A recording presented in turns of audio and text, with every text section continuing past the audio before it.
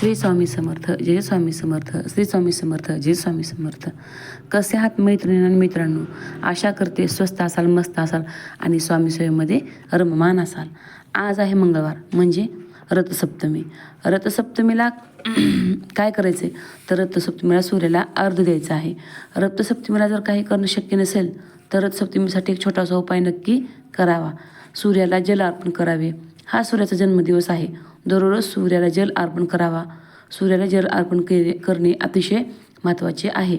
ज्यांना काही करणे शक्य नाही त्यांनी सूर्याला जल अर्पण करावा. सूर्यदेव एकमेव असा देव आहे ज्यांना आपण रोज बघू शकतो, सूर्याची उपासना करू शकतो.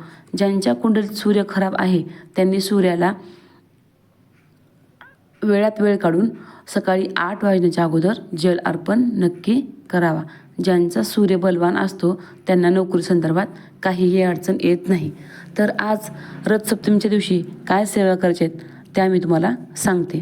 तर सूर्यदेवाला जल अर्पण तर करायचं आहे, त्याप्रमाणे तसेच सूर्य आदित्य स्तोत्राचं पठण करायचं आहे. सूर्याचा मंत्र आहे ओम घृणी सूर्याय नमः किंवा ओम ह्रीं घृणी सूर्याय आदित्य श्री. हा सूर्याच्या मंत्राचं दिवसभरातून 108 वेळेस पठण नक्की करावं. सकाळी नाही जमलं तर दिवसभरातनं 108 वेळा हा मंत्र नक्की म्हणावा. ज्या महिलांना मासिक धर्म आहे त्यांनी तो नक्की पाळावा. आता सूर्याला जल अर्पण करताना काय करायचे आहे तर एक स्टीलचा किंवा तांब्याचा एक तांब्या घ्यायचा आहे.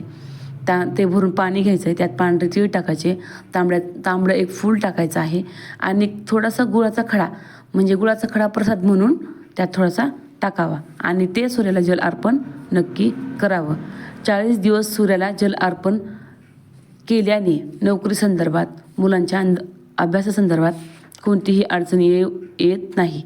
तसंच तुम्ही मुलांकडनं रोज सकाळी 11 वेळेस सूर्यमंत्राचं पठण आवश्यक करून घ्यावे, जेणेकरून मुलांच्या अभ्यासामध्ये प्रगती नक्की होऊ शकते. केलेली सेवा श्री स्वामी महाराजांच्या चरणी अर्पण.